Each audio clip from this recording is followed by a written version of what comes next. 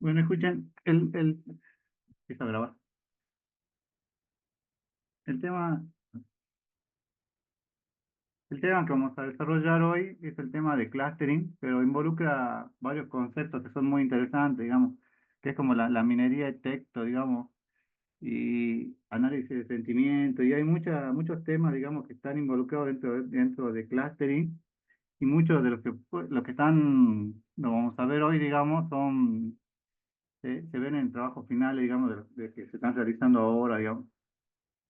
Porque es un tema muy de actualidad, digamos, y está bueno por ahí que lo practiquen, digamos. que- a ver, creo que hoy era tocador. Ah, no, la semana que viene toca minería de texto, pero bueno, el clustering es importante porque es la base, digamos, en la cual después todo lo que veamos de minería de texto se va a basar. Bueno, fíjense, Cluster dice que el análisis de grupo o agrupamiento es la tarea de agrupar un conjunto de objetos de tal manera que los miembros del mismo sean lo más similares posible. Ustedes acá se dan cuenta fácilmente de que cuántos grupos cuántos tipos de población tienen con las mismas características. Si tienen el gráfico acá de la izquierda, Tres. tres. Y es fácil de ver, digamos, pero no siempre es tan fácil de ver, digamos. Y este tema, ¿por qué interesa, digamos? Porque muchas veces cuando trabajan con minería de texto y tienen que trabajar con un par de millones de registros, tienen que determinar cuál es el índice de grupos con los cuales, o de población con los cuales quieren trabajar. Entonces hay técnicas que le resuelven este problema, digamos. Y muchas veces en el parcial o en el práctico van a tener que empezar a jugar con 3, con 4, con 5 y ver en cuál obtienen los mejores resultados. Hay un gráfico de Silhouette que está al final de esta teoría, digamos, que les sirve como guía. Fíjense en cuáles son las características. Permite encontrar grupos de datos con características similares. Se pueden agrupar para identificar clientes con características similares, para ofrecer servicios adecuados. Por ejemplo, más de ustedes le deben haber llegado alguna llamada de un banco, ¿o no? Ofreciéndole algún servicio. ¿O a ninguno les llegó?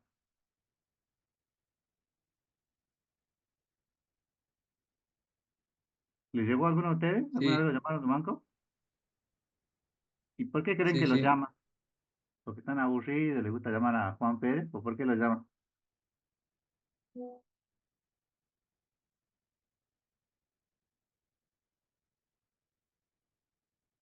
Mm.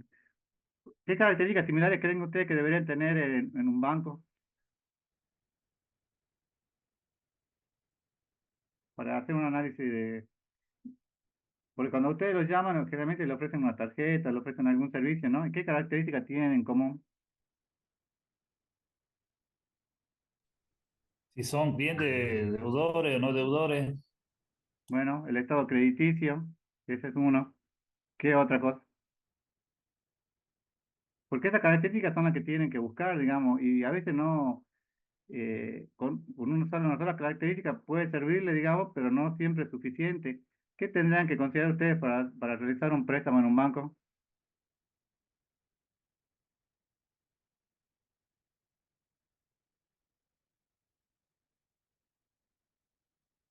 El sueldo El sueldo es importante. ¿A quién le van a prestar más? ¿Al que tiene menos sueldo o al que tiene más sueldo?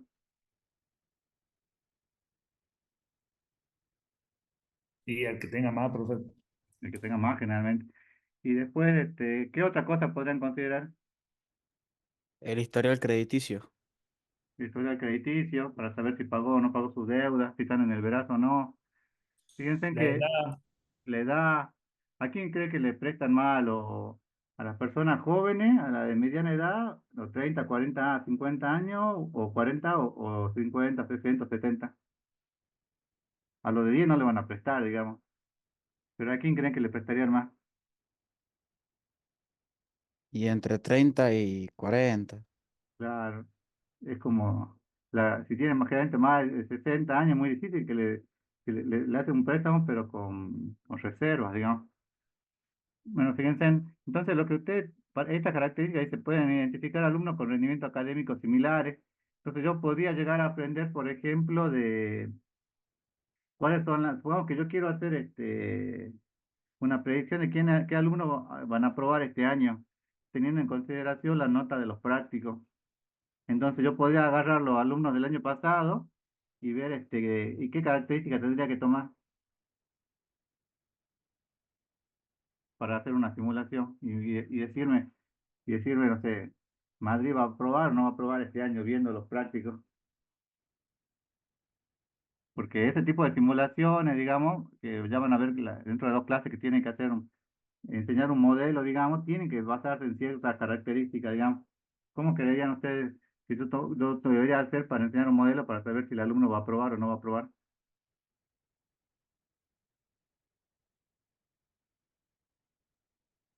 Si aumenta, por ejemplo, la dificultad de los trabajos prácticos o si son recursantes, podrían Podría, ser posibles características. sí, podría ser el tema por ejemplo, el tema de la asistencia, el tema de las notas en los prácticos. O sea, todo el conjunto de atributos que yo tenga puede servir, digamos.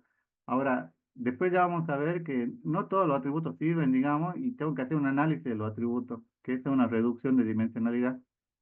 Bueno, fíjense, pues, la seguridad por un tema de detección de fraude, para clasificación de documentos, y requiere de una medida de similitud o distancia, digamos. Porque si yo no tengo una similitud acá, para saber si es parecido o no, es muy difícil que yo pueda plantear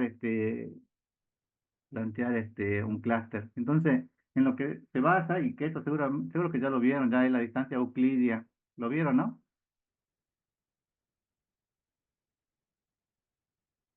¿Lo vieron o no en estadística?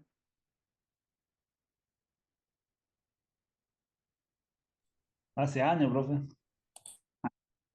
Bueno, fíjense, dice, es un número positivo que indica la separación entre dos puntos en un espacio donde se cumplen los axiomas y teoremas de la geometría de Euclides. Estamos entonces, fíjense que esa es la diferencia de cuadrado, entonces quiere saber la distancia entre dos puntos y quieren saber mediante esta distancia cómo van a agrupar. Entonces hay varios métodos.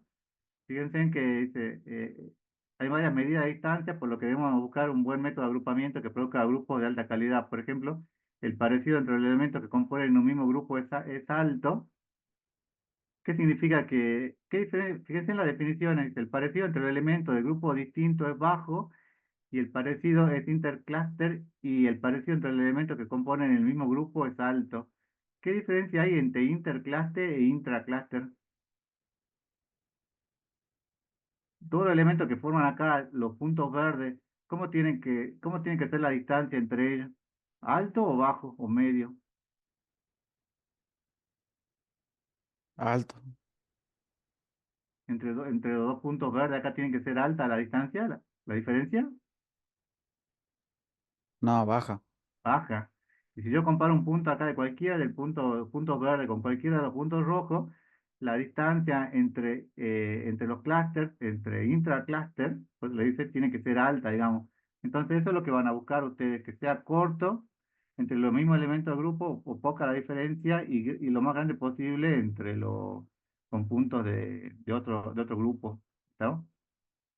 El proceso de agrupamiento, bueno, hay varias técnicas que seguramente ya van a aplicar algunas en la práctica, pero dice, la idea básica es que yo parto de mi base de datos, selecciono cuáles son las características relevantes, entonces tengo que hacer un análisis de cuáles atributos son los que voy a trabajar, digamos.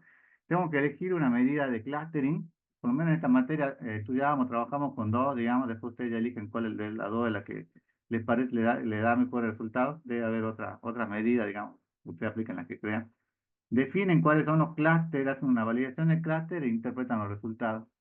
Y obtienen el conocimiento que es el que están buscando, digamos. Ahora, ¿cuál es el objetivo que ustedes buscan del agrupamiento? Fíjense, dice, el objetivo es buscar que todos los miembros del mismo grupo sean lo más similares posible. ¿Estamos? Fíjense, acá le armó fíjense, estos son los datos originales, donde tienen A, B, C, D, E y F. ¿Cuántos grupos quedaron? Tres. Tres. Tres. Y podría haber quedado cuatro grupos, por ejemplo. Si yo lo hubiera querido armar en cuatro grupos, ¿cuál hubieran quedado o cuál hubieran separado? ¿Y el F, profe? El F, también hubiera separado el F y hubiera hecho otro grupo, digamos. Pero entonces tienen que ver, digamos, y ahora vamos a ver que hay una ganancia, digamos, entre un grupo y otro. Entonces ustedes tienen que elegir la que le dé la mejor ganancia. Entonces el algoritmo lo que busca es minimizar la distancia intraclúster y maximizar la distancia entre los clústeres. ¿Estamos? O sea que la distancia entre los puntos quede lo más separado posible. Ahora, hay varios tipos de clustering. El primero y más sencillo es el clustering jerárquico. Dice que producen como resultado de endogramas. No sé si se acuerdan del endograma que era este. El etnograma le dicen que a partir del etnograma se puede obtener distintas particiones o estructuras de clúster de los datos. ¿Estamos? Acá, ¿cómo quedaron armados? Fíjense en el endograma. Si ustedes ven este gráfico, fíjense que este dato 5, dato 2, dato 3, dato 4, dato 7, 6, 9 y 7. ¿Cuál quedaría?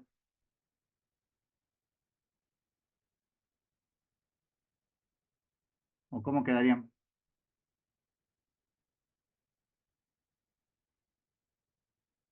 ¿Cuál agruparían? ¿Cuál sería un grupo, por ejemplo? Datos 5, 2 y 3. Primero armaría el 5 con el 2 y después fíjense que lo armaría con el 3 y después juntaría con el 4. Estamos entonces, un dendrograma de un agrupamiento jerárquico, van agrupando como por niveles. Fíjense, acá sería el dato 5 y 2 y le suman después un elemento más que sería el dato 3. Entonces se van armando por grupos. ¿Estamos? Dentro del agrupamiento jerárquico, dice que existen dos tipos de clustering jerárquico dependiendo de la dirección que el algoritmo ejecute. Puede haber un tipo aglomerativo, que se agrupa desde los elementos individuales al inicio de cada punto a un dato, está en un clúster separado, y a cada paso los dos clústeres más cercanos se fusionan. O sea, fíjense, acá tienen todos los todos los el- eh, todos los sujetos de su población, digamos, que tienen A, B, C, D, E y F. ¿Cuáles son los primeros que yo agrupo? El aglomerativo es como lo dice la palabra, va aglomerando, va juntando, digamos. ¿Cuál es el primero que agrupo? ¿Agrupo el A con todo lo demás? ¿O agrupo el B y el C en el aglomerativo?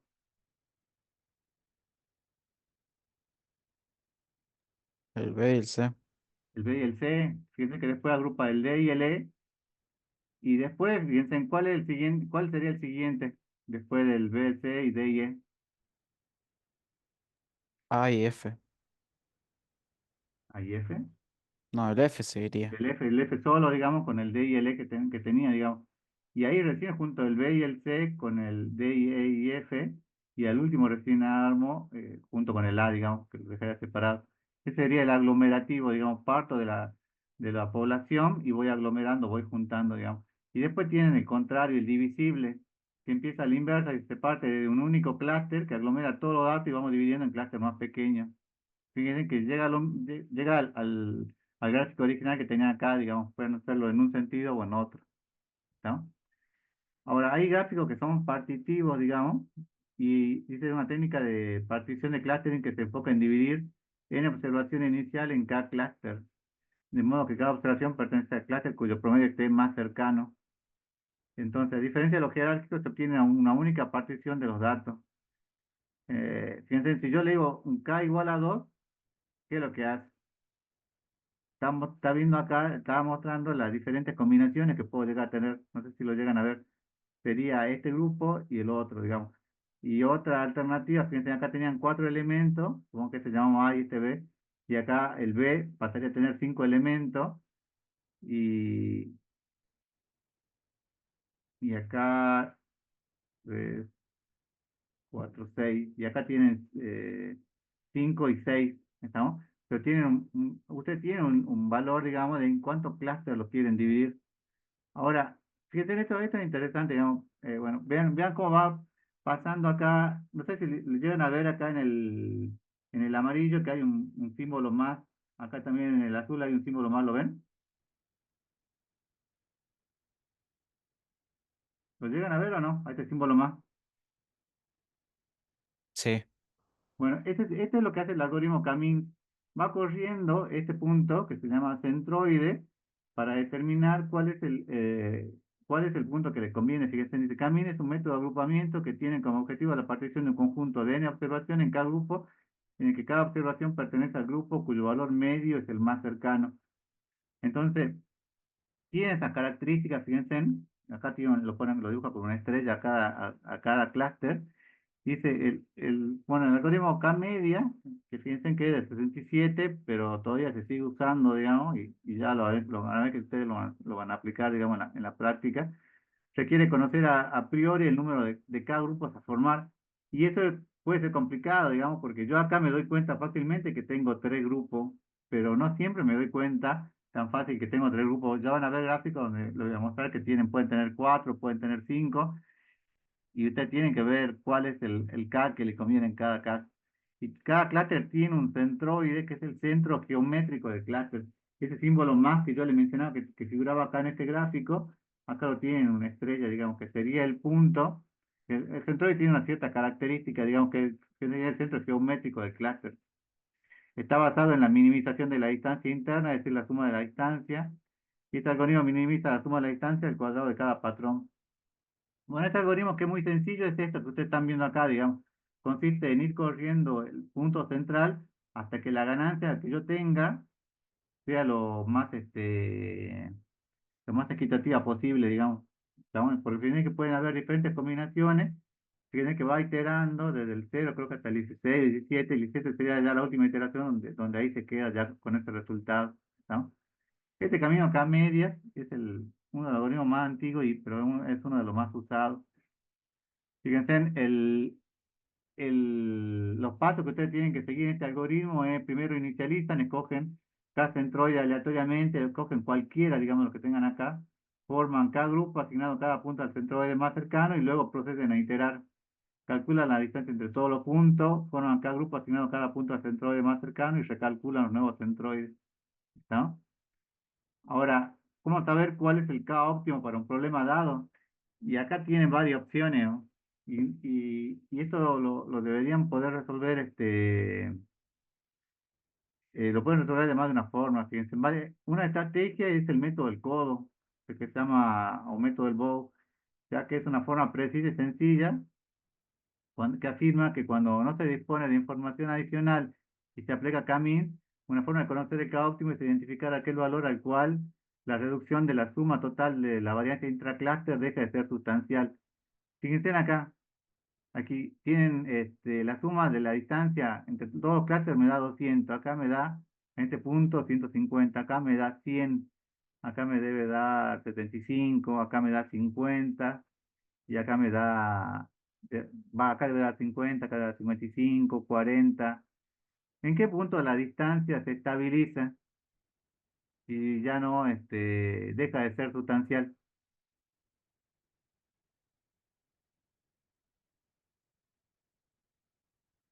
Acá sería con un grupo, con dos grupos, con tres grupos, con cuatro, con cinco, con seis o con 15. Que ustedes tienen que analizar el gráfico.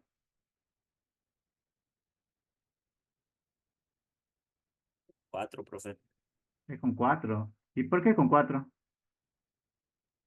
porque la Más allá de que distancia del 4 al 5 ya se va repitiendo hasta llegar a 15. claro, la ganancia que yo tengo acá es mínima, entonces trabajar con un solo grupo realmente no tiene sentido, digamos, con toda la población.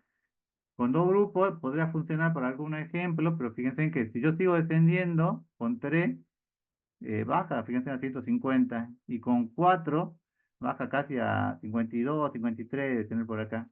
Y acá en 5 pasa a 50, entonces de 52 a 50 esa distancia deja de ser sustancial, ¿no?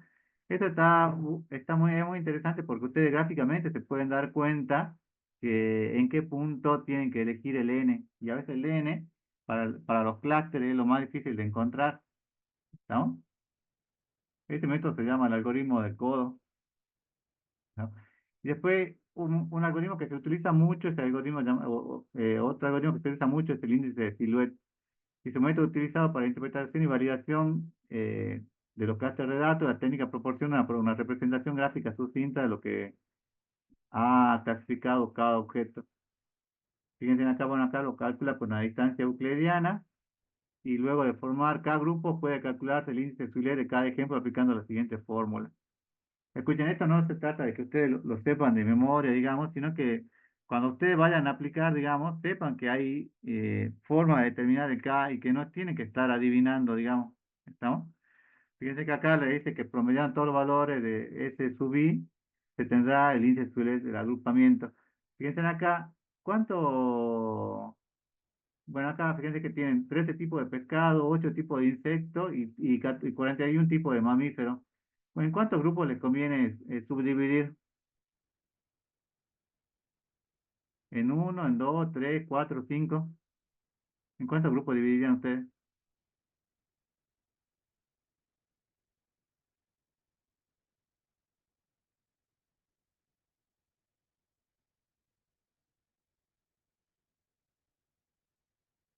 ¿Están? Sí, profe. ¿Y cuántos grupos dividirían acá? Se ve, simple vista, digamos, ¿cuántos grupos quedarían que tienen características comunes? ¿En tres, profe? En tres, un grupo para los pescados, otro para los insectos, otro para los mamíferos, ¿no? Por ahí podrían llegar a armar, si quieren, si acá hay una gran cantidad y quieren dividir, podrían hacer mamíferos, no sé, grandes o pequeños, que quieran hacer una subdivisión, digamos, pero en principio en tres, digamos. Ahora, ¿cuántos algoritmos van a aplicar ustedes? Porque la idea no es que analicemos en detalle cada uno, pero fíjense en que una forma de clasificación de algoritmos de clustering son, basado en particiones, son agrupamientos. Para los agrupamientos en particiones se utiliza K-means, eh, es importante. Bueno, acá se utiliza, hay un algoritmo que se llama K-medois, que es el que ustedes también van a utilizar en la práctica, que en realidad es una mejora de K-means, que lo vamos a ver ahora, digamos. Pero dentro del agrupamiento por partición está K-means, hay otro que se llama PAM, Clara o Clarence y BFR. Y hay otro que se utiliza mucho, que este sí lo utilizan en la práctica, el DBSCAN. Después, dentro de este basado en densidad también está el Optics y Denclu. Y bueno, están otros para clustering jerárquico. Principalmente en la práctica, cuando ustedes hagan las pruebas, digamos, fíjense, van a trabajar, ¿no? Si no mal no recuerdo la práctica, con el CAMINS y el KMDOI, que es una mejora del CAMINS, y el DBSCAM, que son algoritmos basados en densidad. Fíjense, el KMDOI dice que es sensible, el CAMINS tiene un gran problema, digamos, que no se podía solucionar, que era muy sensible al Outlier. Si ustedes no sacaron acá el Outlier, Gamedoy le daba el centroide, le calculaba muy mal el centroide, digamos. En cambio, el Gamedoy soluciona ese problema, ¿no? Una posible mejora dice utilizar el Gamedoy, el cual, en lugar de utilizar centroide, emplea medoides, que es un concepto parecido, similar, pero no es lo mismo. Y toma como referencia un objeto ya existente en el clúster, idealmente el objeto más central del clúster. O sea que o digamos, ustedes cuando hagan la práctica, va a ser casi indistinto aplicar el KMDOI o KMIN, pero internamente MEDOI elige uno de los que están en el centro, digamos, y parte de este, digamos, estamos para evitar el tema de lo Outlier. Yo creo que por lo menos muchos de los conceptos que vieron en la teoría ya, lo que vimos ahora, digamos, ya lo deben haber visto por ahí en estadística. Pero está bueno, digamos, que hagamos un repaso porque es lo que ustedes van a aplicar en la práctica, digamos. Y porque ya van a ver que cuando trabajan con con minería de texto principalmente, necesitan definir con qué número de clúster tienen que trabajar, digamos, y tienen que ver cuál es el algoritmo que mejor les funciona, ¿no? ¿Hasta acá, chicos, alguna pregunta?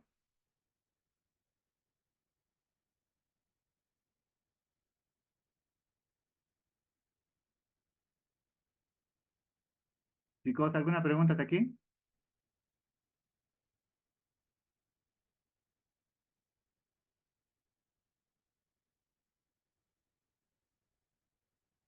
Mira, esto está hecho con una maestría que es de La Plata, muchos de los ejemplos, digamos, pero nos guiamos principalmente,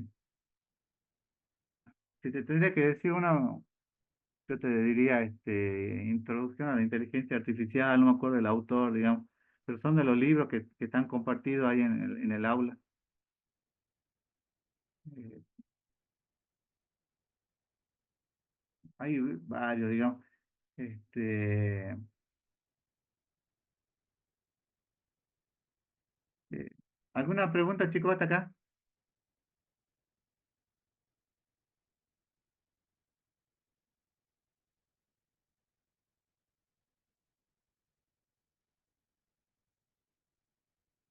Bueno, si no hay pregunta, sigamos, fíjense, ¿cómo van a trabajar el tema cómo van a trabajar ustedes el tema de clustering? Eh, eh, Hay acá un archivito, digamos, que les proporcionamos que se llama puntos. Si ustedes buscan esto, lo descargan, digamos, leen el archivo en Excel, lo cargan, digamos, y descargan el Camin. Fíjense que acá, bueno, ahí está el Camin. Fíjense que le aparece como cluster, así le van a aparecer los algoritmos de segmentación, le aparece como clustering, y aquí en el nombre de los parámetros está diciendo que están trabajando con Camins. Fíjense acá, ¿cuáles son los parámetros con los cuales pueden trabajar ustedes? ¿Qué es el K?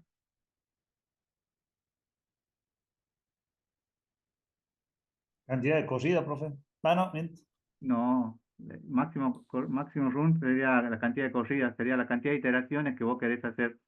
Es así. Pero el K, ¿qué sería? ¿Puedes repetir, profe? ¿Ah? La cantidad de grupo, profe. La cantidad de grupos. Acuérdense que Camis era un algoritmo de tipo partición, digamos. Entonces yo le defino acá un K igual a 5 y la máxima corrida igual a 10. ¿Cuándo voy a obtener yo mejor el resultado? Cuando la cantidad de corridas sea pequeña o cuando tenga, ¿qué va a dar mejor resultado? ¿Una cantidad de corrida igual a 10 o una cantidad de corrida igual a 100?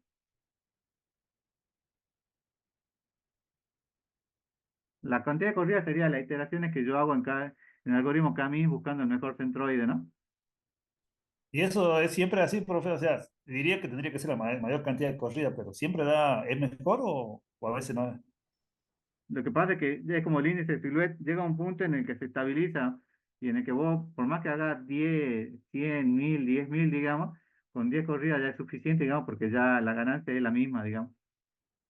¿Entendés? Ahora, el problema en esto es que acá el K igual a 5, este, el tema de determinar la cantidad de clases que yo voy a tener que acá le puse K igual a 5. Pero yo fijé como 5, digamos, pero en realidad podría haber sido 2, 3, 4. ¿Y cómo sé yo con cuántos grupos voy a trabajar?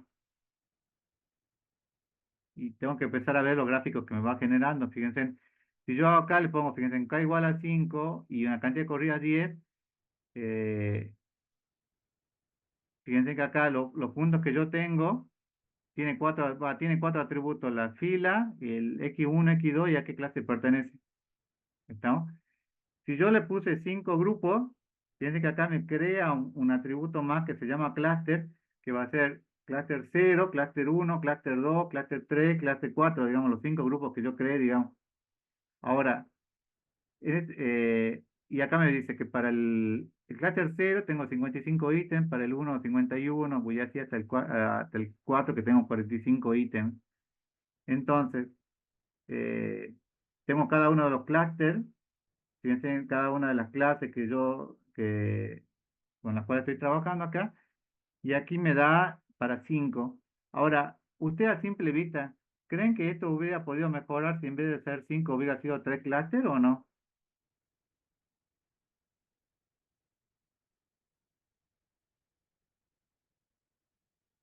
¿Podrían llegar a haber sido 3 o así como está en 5 está bien? ¿Qué es lo que opinan ustedes? Porque fíjense que con estos problemas van a ser con los que ustedes van a tener que después que lidiar un poco en la práctica, ¿no? ¿Cuántos grupos van a armar, digamos? ¿Cuántos grupos?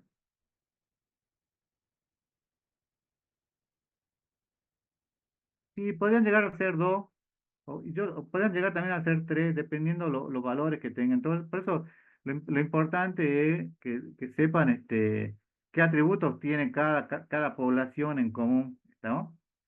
Eh, Fíjense, si a simple vista se deduce que acá se podrían llegar a ser 3 clases en lugar de 5, eso lo tienen que probar, digamos. Entonces, ¿qué pasa si yo en vez de tener el K igual a 5, pruebo con un K igual a 3? Si realizamos la corrida con el mismo modelo, fíjense, acá tengo para el clúster 0, 100, para el clúster 1, 99 y para el 2, 101. Así les quedaría distribuido mis 300 ítems. ¿Cuál creen que sería mejor? ¿Tenerlo de esa forma o tenerlo de esta? Que como les quedó aquí, que tiene, fíjense, para el clúster 1, para el clúster 0, 55, 51, 99, 50, 45. ¿Cómo creen que está mejor distribuido? ¿Con 5 o con 3?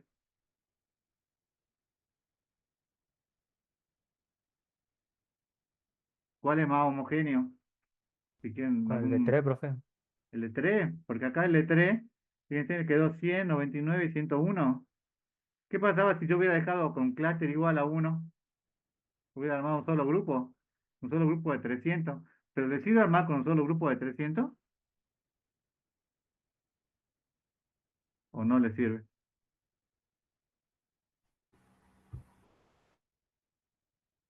¿Sirve que yo aplique el Camin, el algoritmo, con un solo grupo o no le sirve para nada? Y no se vería, profe, porque como que No no tiene podríamos sentido. diferenciar. ¿Cómo van a armar una división de grupo con un solo grupo? Es como que Profe, sea, que ustedes tengan el grupo de, no sé, de la materia y sea un solo grupo con los 60 alumnos. ¿Tendrá algún sentido armar un solo grupo con los 60? Yo y creo que no, no. profe, en el caso que sería el K igual a 2, ahí, digamos, sería 200 de un lado No, y porque no del otro depende lado. de eso, depende de cómo es la distancia que hay acá. Si vos dejás un K igual a 2, seguramente va a armar un grupo con este y otro grupo con este, pero acá suponete que acá te van a quedar 100 y acá te van a quedar 200. ¿Me entendés? Entonces no va a ser homogéneo, porque si vos dejás un grupo con 100 y otro con 200, está como, no es homogéneo, digamos, no es similar las características, la cantidad de elementos por cada grupo. ¿Me entendés o no? Acá voy a tener uno Sí. solo con 100 y uno solo con 200. ¿Sería homogéneo o no? No, no, que ahí claramente se demuestra que con 3 es bastante homogéneo. Claro, porque fíjense que claro, con 3 quedaría bien, porque yo acá, fíjense, yo voy a elegir un punto de acá, supongamos que con 10 acá va a quedar mi centroide, y con un grupo de 2, supongo que acá vaya a quedar mi centroide, y me quedaría todo este grupo, digamos, que sería demasiado grande, digamos. Son esas cosas que tienen que jugar, por así decirlo, ¿no? De alguna forma en la práctica.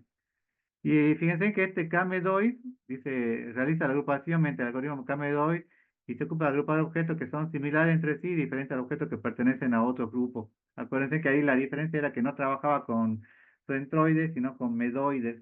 ¿No? Y si siguen este ejemplo, fíjense que acá tiene, ¿qué significa K igual a 2 y max 1 igual a 10? ¿Cuántos grupos van a tener?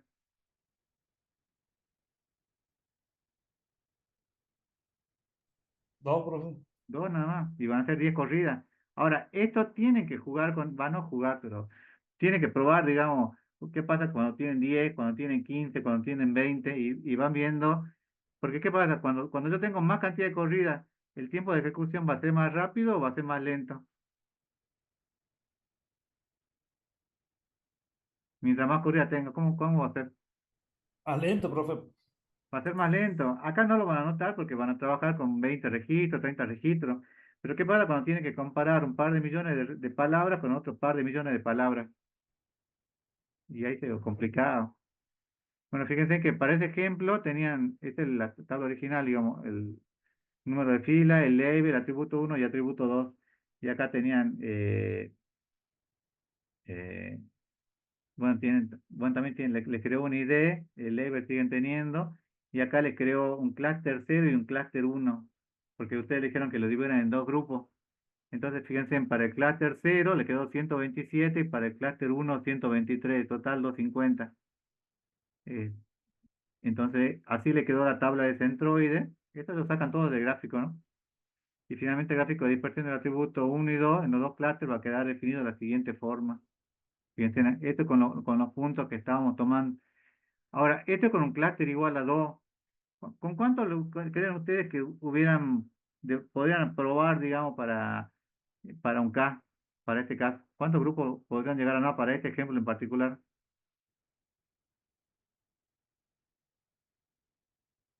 Y ahí se podría intentar con 3, profe. 3 a 4. Yo hasta probaría con 5, porque yo creo que acá tranquilamente podría tener uno, acá 2, 3 y 4 podría ser. Sí, 4 con 4 podría llegar a andar, digamos. Acuérdense que, ¿cuál es la ventaja del KM2 con respecto al Camin? Aparte de que es más nuevo, digamos, el algoritmo. ¿Tiene que tener alguna ventaja o no? ¿Cuál es?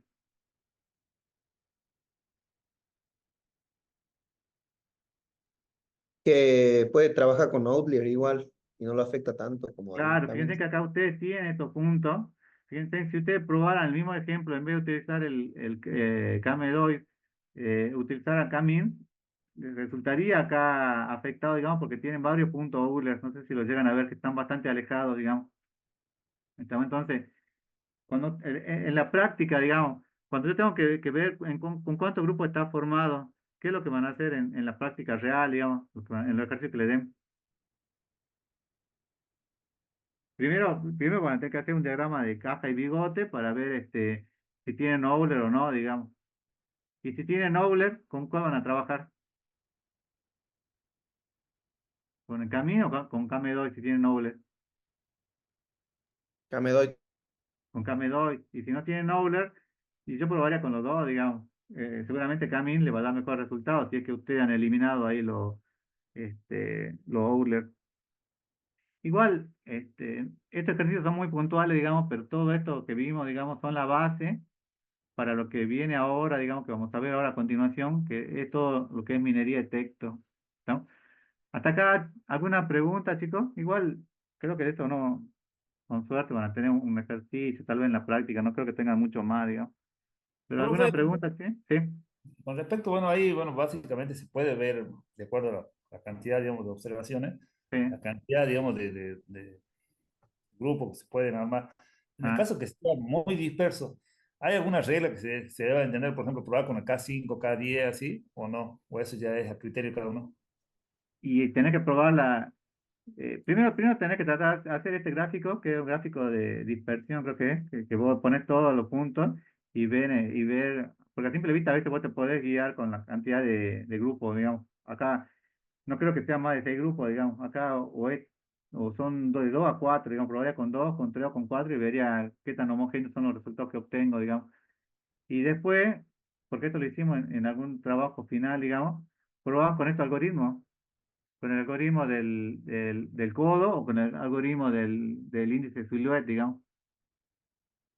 Esto, digamos, está acá la fórmula matemática, pero después usted, si vos la buscás, digamos, se puede encontrar, digamos, cómo resolver, digamos, para la cantidad de grupos que vos tenés, digamos. Pero fíjate que el algoritmo este del codo, cuando vos vas probando, vas viendo acá cuál es la ganancia que vos vas teniendo. Si acá entre 4 y 5 es casi lo mismo, ¿con cuánta cantidad de grupos te va a quedar? ¿Con 4 o con 5? Si es lo mismo.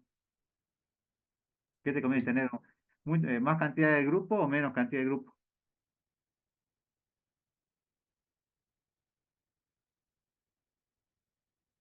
¿Qué es más cómodo para vos trabajar con 4 grupos o trabajar con 50 grupos?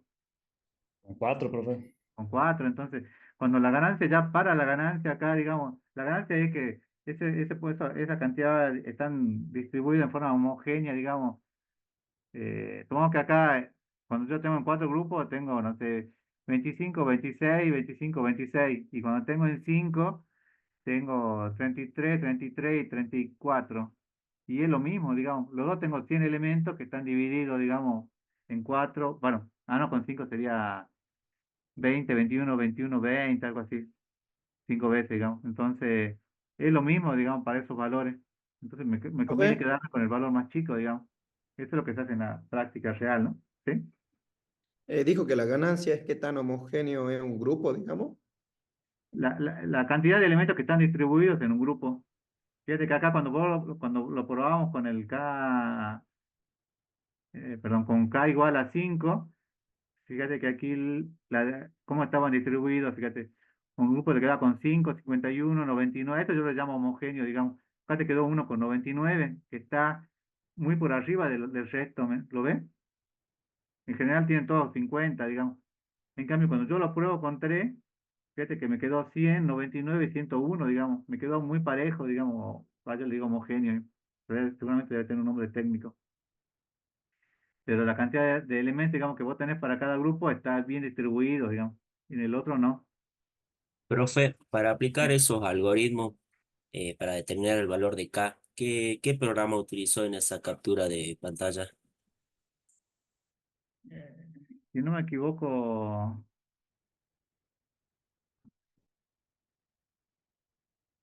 ay, no me acuerdo, es una librería que está en RapidMiner, que no es de Python.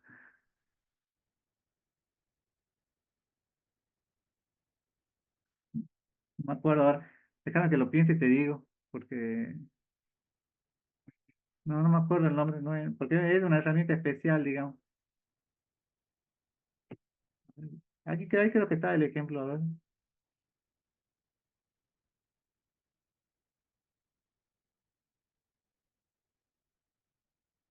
Creo que estaba escrito.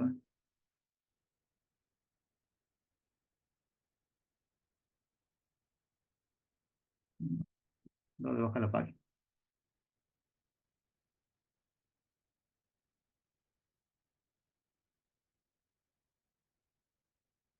No me acuerdo, pero hay una extensión que vos le podés agregar en RapidMiner, que no me acuerdo ahora el nombre. Déjame que lo piense y la clase que viene te digo cuál es. Bien, profe, gracias.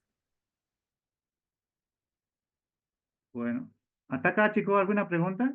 Esto es solamente una introducción, digamos, del tema de clase, un recordatorio, digamos, porque lo van a aplicar ahora en los temas que vamos a ver. Pero igual, en la práctica, digamos, real que ustedes van a hacer o van a trabajar. Si me dijeran si yo lo tuviera que realizar, digamos, yo creo que buscaría alguna librería en Python que ya esté, que utilice el algoritmo, el algoritmo del codo, digamos. Yo lo resolvería de esta forma, digamos. Me parecería lo más práctico, digamos. Me parece que no lo vi en RapidMiner, aunque puede ser que haya, digamos, no lo aseguro. Profe, por ahí en esa parte Sí, te decía que hay que aumentar la distancia intercluster y disminuir la intracluster. ¿Así decía? sí, la distancia, tenés que aumentar la distancia entre los clústeres, intraclúster, digamos, este punto sea lo más alejado posible del punto rojo, lo más alejado posible del punto verde. Que la distancia entre los puntos verdes sea lo más pequeño con la elección del centroide que vos buscas. Ah, bien, ¿Entendés? profe. La distancia interna sea lo más pequeño, pero la distancia externa con el resto de los elementos del otro grupo sea lo más lejano posible, lo más grande. Eso es lo que busca, digamos. Bien, profe, gracias. Bueno, a ver, y todo esto, que era una introducción nada más, era para ver el tema este de minería de texto, digamos. La minería de texto dice que es un conjunto de técnicas y tecnologías que se utilizan para explorar grande cantidad de texto. Porque imagínense ustedes que yo quisiera analizar esto, digamos, si yo analizo este párrafo, digamos, que son 3 líneas, digamos, es muy probable que tenga 300, no sé, 200 palabras o 100 palabras. Y esas 100 palabras va a tener 800 caracteres, digamos, o 1000 caracteres, no sé, algún número así, digamos.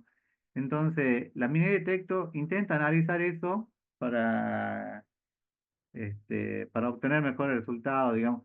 Si dicen acá, esta es una nube de palabras, digamos, ¿cuáles son las palabras que se resaltan?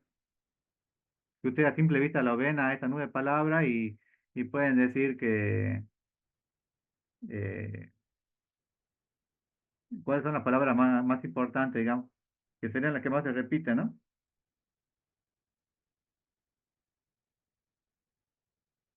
¿Cuáles son en esta nube de palabras?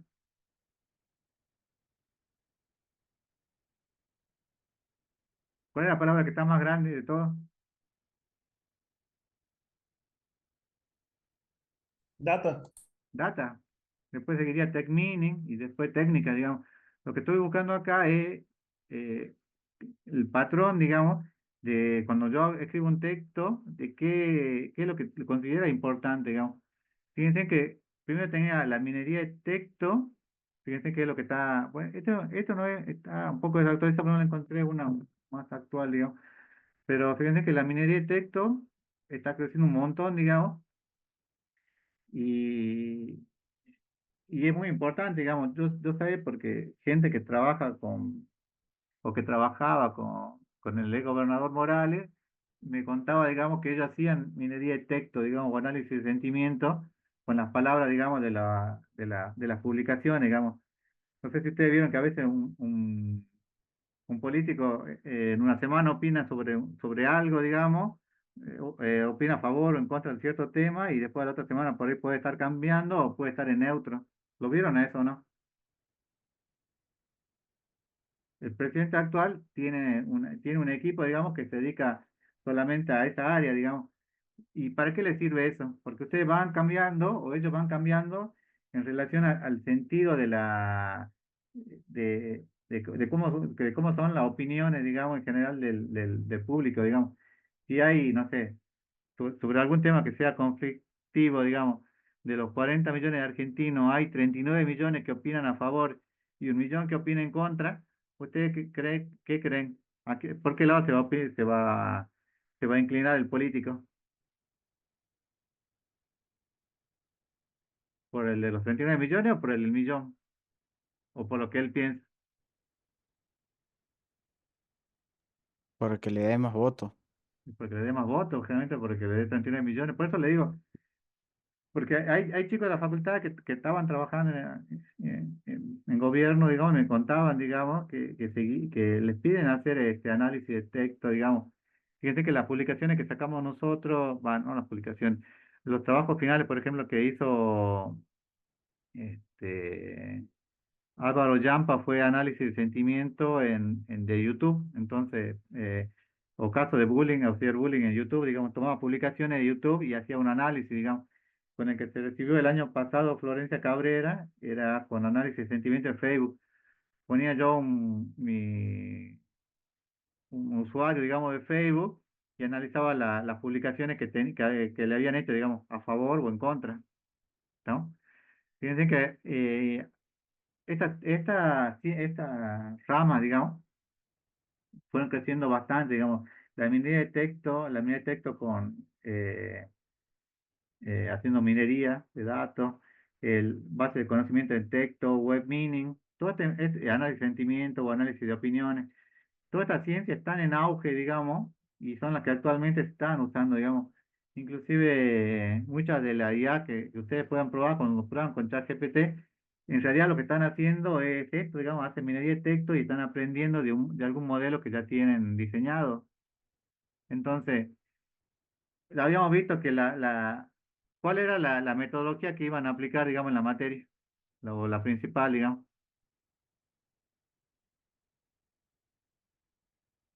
¿Cuál era la metodología? Era KDD, ¿se acuerdan o no? Bueno, fíjense que acá, no, para minería de texto hay una que es muy similar, pero que se dedica específicamente a texto, digamos. Entonces, fíjense que en KDD intentan comprender el dominio y en KDD el usuario define qué concepto es lo que le interesa. En KDD selecciona un conjunto de datos y acá los textos se obtienen con herramientas de recuperación. Inclusive ustedes en la facultad tienen una materia que es recuperación avanzada de la información, porque no basta solamente con obtener, digamos, la información de la base de datos, sino que poder trabajar o procesarla, digamos.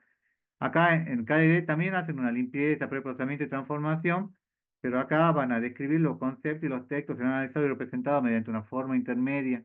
En estos casos que yo les decía que eran trabajos que hacían de análisis de bullying, lo que, lo que buscaban, digamos, lo que se buscó es armar un diccionario de datos y en este caso, para hacer análisis de bullying, tuvieron que armar un diccionario de malas palabras, un diccionario en castellano, digamos, con las palabras en general, y después otro en particular con malas palabras, y después ver algunas palabras que tienen doble connotación, digamos, o doble sentido, digamos, que esto podría significar también en algún caso de bullying, digamos, en este caso en particular. Fíjense que acá aplican algoritmos de minería de texto y acá hacen tarea perdón, minería de datos y acá hacen tarea de minería de texto, ¿no? Bueno, y después en interpretación y visualización del resultado. ¿Qué es lo que tiene el preprocesamiento de documentos? Hay que elegir cuidadosamente que se emplearán en cuenta, perdón, cuáles son las técnicas que van a emplear. Entonces tienen también un preprocesamiento. En el preprocesamiento ustedes van a hacer una categorización del texto que ustedes tengan, un análisis del texto completo y una extracción de la información. Y luego tienen que armar, para representarlo, tienen que armar vectores, un secuenciamiento y armar una base de datos. Y después empezar a descubrir cuáles son las relaciones que hay, los patrones y las relaciones entre entidades, digamos. Esto que parece muy complicado, en realidad no lo es tanto, digamos, porque ya hay muchas librerías que ustedes lo tienen que aplicar, utilizar a esto. Fíjense que usted tiene el corpus, este corpus sería como un diccionario, digamos. Si yo quiero analizar, por ejemplo, este texto, qué cuerpo voy a buscar? Digamos, supongamos que yo quiero analizar solamente este texto, supongamos que yo quiero pasar este texto y decirle a una IA, quiero que me genere y me diga si fue generado por un humano o fue generado por una IA. Entonces, ¿cuál sería el corpus acá que buscaría? ¿Qué tipo de diccionario buscaría? ¿Me serviría un diccionario en inglés? No, tiene que ser uno en español. Tiene que ser uno en español, digamos. Y si ustedes buscan, van a ver que no hay muchos diccionarios en español, la mayoría están en inglés. Tengo que hacer un preprocesamiento lingüístico, hacer un filtrado, ver cuál es la estructura y cuál es el corpus después que arma después de pasar por estos pasos. ¿Estamos? Bueno, ahora vamos a ver algún ejemplo de cuando veamos la práctica, digamos. Pero fíjense, la minería web eh, se basa y se trata de extraer información y conocimiento útil a través de las actividades que se desarrollan en un sitio web. Yo podría agarrar un sitio web cualquiera y ver qué es lo que hace, digamos. Imagínense que tuvieran que analizar, no sé, millones de sitios web, pero no millones, pero un par de cientos de miles de sitios web. ¿Cuánto tiempo les llevaría a analizar uno por uno para ver, no sé, cuáles son los sitios web que se dedican exclusivamente, no sé, a trabajar con redes neuronales? Y le llevaría mucho tiempo, digamos. Mientras que si yo trabajara con minería web, yo lo que hago sería cargar, no sé, alguna planilla en Excel y en esa planilla cargo los sitios que quiero analizar, digamos, y después hago un análisis sobre esos sitios y traigo toda la información que pueda de esos sitios, ¿no? Entonces, fíjense, la minería web a su vez se puede dividir en minería de contenido, lo que tiene acá a la izquierda, que dice que está basado en el contenido, la exploración y la extracción de texto, imágenes y gráficos de una página web, o sea, lo que lo forma. La minería de la estructura web, que es la herramienta que permite identificar la relación que hay entre las páginas web vinculadas, cómo se relacionan, con quién se relacionan. Y después la minería de los registros de navegación, que permite recopilar información de quién accedió a esta web. ¿Estamos? Cada vez que ustedes entran a esta página y entran a esta página y ven, digamos, yo puedo entrar después a mi sitio web y ver la estadística del sitio web y ver quién fue, bueno, no veo quién entró, pero puedo ver la cantidad de personas que ingresaron, digamos. ¿Estamos? Y fíjense que sobre esto yo puedo hacer un trabajo de clustering, que es lo que habíamos visto hace un momento, asociación y clasificación, que son los temas que vienen después en la teoría. ¿Estamos? Y algo que está muy relacionado y que trabaja mucho es el análisis de sentimientos. Es una tarea de clasificación masiva de documentos de manera automática que se centra en catalogar los documentos en función de la connotación positiva o negativa del lenguaje ocupado en el mismo. Estamos entonces, pero tienen que tener cuidado, digamos. ¿Qué pasa si yo a ustedes les digo, por ejemplo, la siguiente frase? Felicidades, aprobaste. ¿Qué connotación tiene? ¿Positiva o negativa? Positivo. Positivo. Positiva. ¿Y qué pasa si yo les digo así sonriente? Felicidades, aprobaste.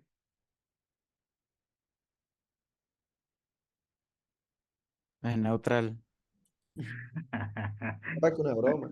¿Ah? Depende, por eso digo, es complicado a veces de ver, digamos, porque sobre todo bueno, no sé, en el idioma castellano, digamos, yo puedo decir una frase y tomarla como un doble sentido, digamos, y estar diciéndole otra cosa totalmente opuesta, digamos, ¿no? Entonces, tienen que tener cuidado con eso, y sobre todo porque en este caso que yo le decía que de los trabajos que hacían análisis de bullying, tenían que ver, digamos, porque puede ser que alguien se esté burlando diciendo frases positivas, digamos, pero en realidad el tono, digamos, era negativo y era un caso de bullying, digamos, porque tienen que detectar eso, digamos. ¿Cómo saben ustedes de una publicación? eh, no sé, supongamos que opinan del divorcio, por darle un tema, digamos. ¿Cómo saben si ustedes lanzan el tema y hay 50.000 comentarios? ¿Cómo saben si los 50.000 comentarios eran a favor o estaban en contra, digamos? Primero tienen que sacar un diccionario de datos y después que sacan el diccionario de datos, ¿qué tendrían que hacer? Tienen que procesar, digamos, ese tema, digamos, tokenizarlo. Tokenizarlo significaría separar por palabras, ver las palabras más comunes. ¿Y cómo saben si la gente está a favor o está en contra de ese tema?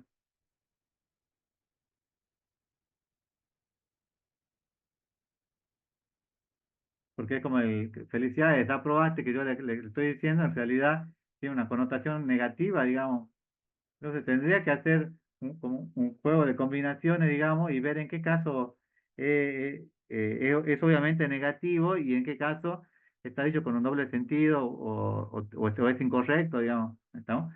Inclusive, fíjense que ahora en la juventud muchas veces se utiliza abreviaciones y las abreviaciones, si yo le pongo dos puntos paréntesis que cierra, ¿contento o es triste? Paréntesis que abre. Triste. Bueno, sí. Bueno, depende de cómo lo vean, digamos.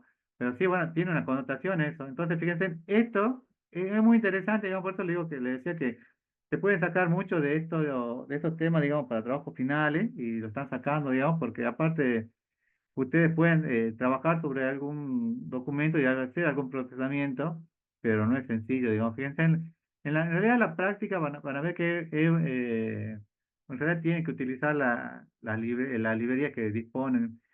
Dice, por ejemplo, para trabajar en RapidMiner con minería de texto, tienen que, tienen que ir a extensiones, al marketplace, poner actualizaciones y extensiones y poner text processing. Entonces, cuando ponen esto, le van a aparecer las librerías para minería de texto.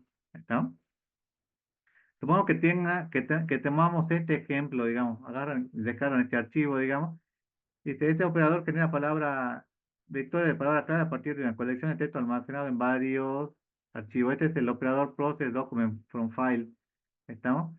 Genera vectores de palabras. Entonces quiero saber, digamos, cuántos vectores voy a tener. A continuación indicamos lo siguiente. Voy a tener un k-min con un k igual a 3. ¿Qué significa un k igual a 3? ¿Qué significa un k igual a 3? 3 grupos.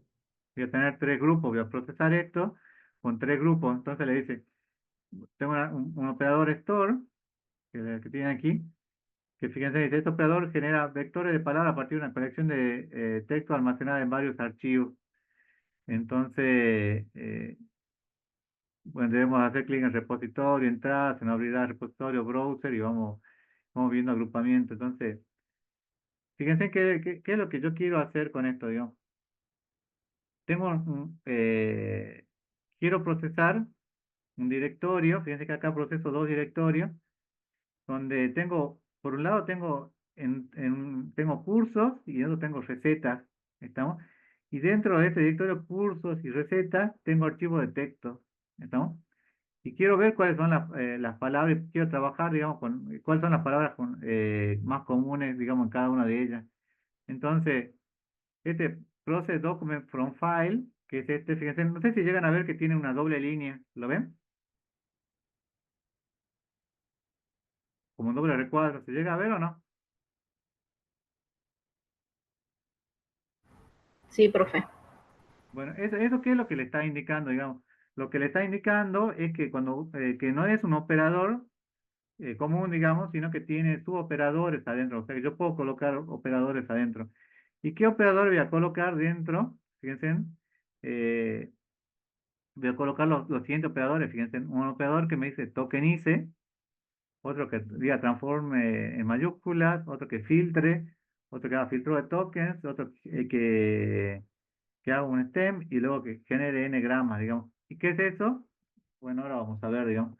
Por ejemplo, el que tokeniza separa cada documento de tokens en donde puede indicarse el carácter a utilizar.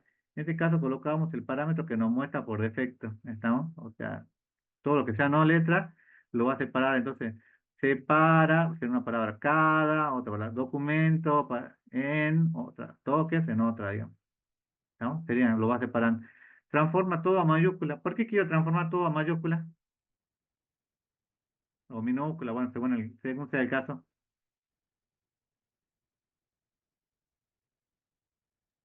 Por el case sensitive. Claro, para poder diferenciar, porque si yo, por ejemplo, puse José con mayúscula, José con minúscula, J con mayúscula y todo lo demás con minúscula, o alguna variante, digamos, quiero transformar todo en mayúscula para poder trabajar, digamos, que sea todo parecido, digamos. Que dicen que en este caso lo transformé todo a minúscula.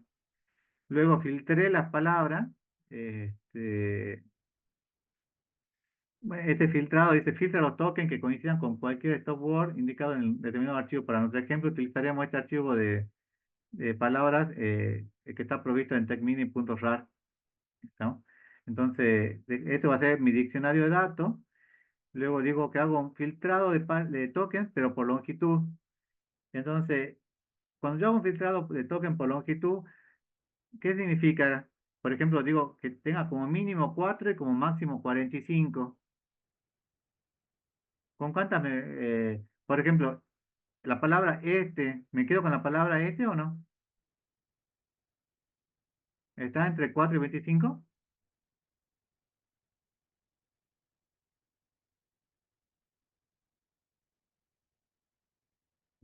¿Está o no, chicos? ¿Cuántos caracteres tiene la palabra este?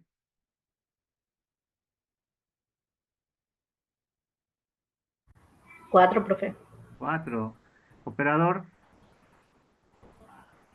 tiene 7. No, 4, 6, 9. Por 8, ejemplo, 8. Y con un, ¿me quedo con la palabra un? 2. No. Por, tampoco. Y la, tampoco. Entonces, acá hago un filtrado por longitud. ¿Por qué? Porque quiero quedarme con valores que tienen un rango, digamos, no con todas, digamos. Luego hago un stem y se aplica un algoritmo de stemming, que es un método para reducir una palabra a su raíz para el lenguaje seleccionado, en nuestro caso el español. ¿Qué significa reducir la palabra a su raíz? Ustedes saben que el castellano, ¿de qué idioma deriva?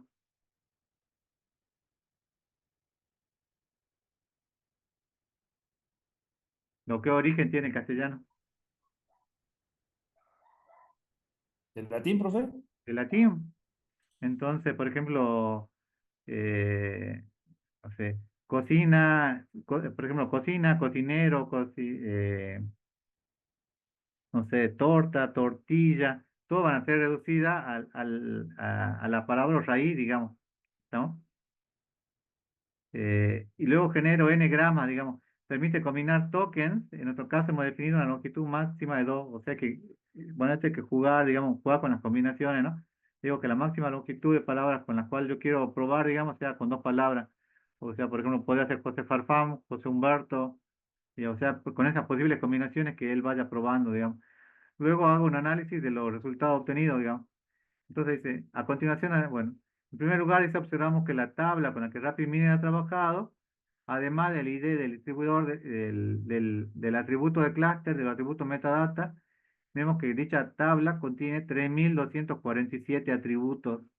¿Estamos? Entonces, acá lo llegan a ver, ¿no? Que dice 3247.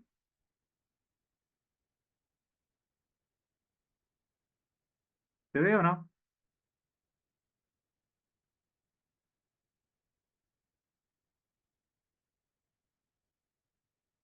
¿Están? ¿Se Se ve, llega a ver profe. este? ¿Qué significa que tenga 3247? Que son 3247 palabras, perdón, atributos, claro, todas las combinaciones, fíjense que acá empieza AVOC forma, todas las combinaciones que puede llegar a tener. Estamos, acá le dice cuál es el label será acá el objetivo, si va a estar en curso o va a estar en recetas, cuál va a ser el ID, cuántos clústeres voy a tener, digamos, que no me acuerdo, creo que 3 habíamos dicho que era al principio, ¿no? Cuál va a ser el archivo fíjense de texto. Acá le dice que va a tomar C1, C10, C11, C12, todos los archivos con los que estoy trabajando. Y luego tengo tres clústeres. ¿Y qué es lo que me dice? Para 3 clústeres, ¿cuántos ítems tengo para el clúster cero?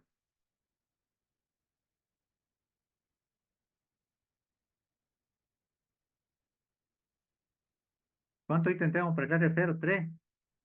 Para el clúster 1 tengo 6 y para el clúster 2 tengo 10. ¿No? Se cree lo interesante aquí, dice, podría analizar también la tabla de centroides que yo tengo, veamos cuál es el centroide, pero lo más interesante dice que es el repositorio local que acabamos de obtener. Si yo le pongo, hago clic sobre total de ocurrencias, eh, si hago clic acá sobre total de ocurrencia, dice, la misma se ordena por dicho atributo. ¿Estamos? Fíjense, y en este caso se observa que la palabra con mayor número de ocurrencias es cocin. No debemos olvidar que estamos tratando con el stem de la palabra. ¿Estamos? ¿Qué era el stem?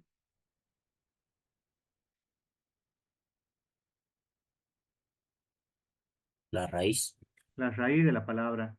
Entonces, fíjense en corsin, acá más, curs, es el origen de la palabra, technic, como que técnico, tecnicatura, o sea, practic, pastel, o sea, alum, gastronom, profesión, está tratando con la raíz de la palabra. ¿Y cuál es la que más, cuál es la que más veces se repitió? Kurs. Cocin. Cocin es la que más se repitió, ¿no? Hay 82. ¿Cuál otra vez?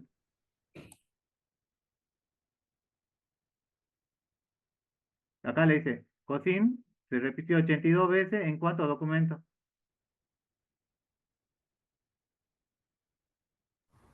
En 12 En 12. documentos. En 12. Ah, sí, sí. Y en el directorio curso, ¿cuántas veces apareció? 29. 79. Y en el directorio receta, 3. 3. Bueno, la palabra más, ¿cuántas veces apareció? Desapareció 40. 40. ¿En cuántos documentos apareció? En 12, profe. En 12. Sí. 27 veces Curso. apareció en curso y 13 veces apareció en receta. Y así yo voy probando, digamos.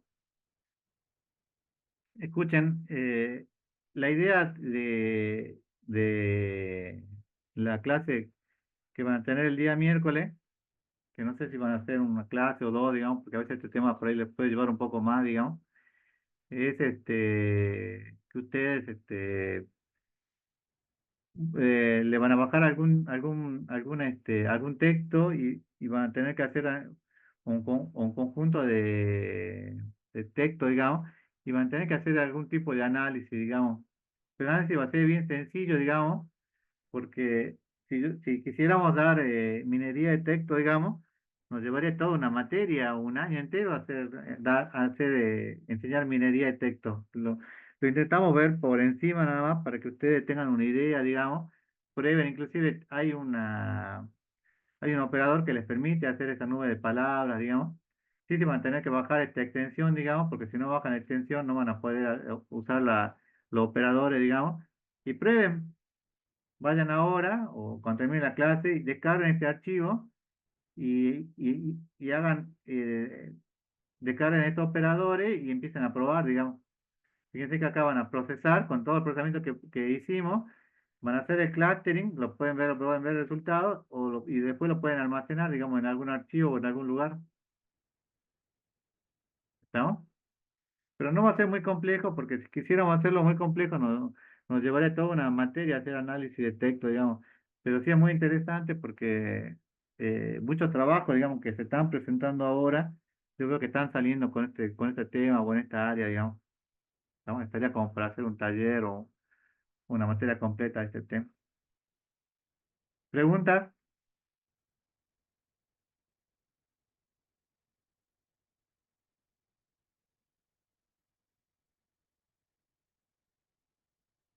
Bueno, si no hay preguntas, que ponga el grupo 7 que había quedado la semana pasada. ¿Está el grupo 7?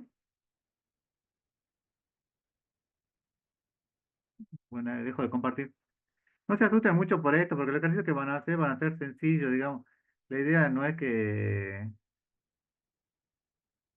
la idea que tengan una idea general, digamos, de cómo trabajar la minería de texto, digamos, y qué opciones son las que les brinda, digamos. Inclusive yo le llamo jugar porque bueno, bajan un documento y van a empezar a probar, digamos, ver la cantidad de palabras, van a hacer alguna nube de palabras, pero algo bien sencillo, digamos, no va a ser nada muy complejo, digamos. Y después con el Came2 van a jugar, por así decirlo, con la cantidad de palabras que van a llegar a tener, digamos, pero no va a ser complejo, digamos. Así que bueno, compartan pantalla y empiecen, chicos.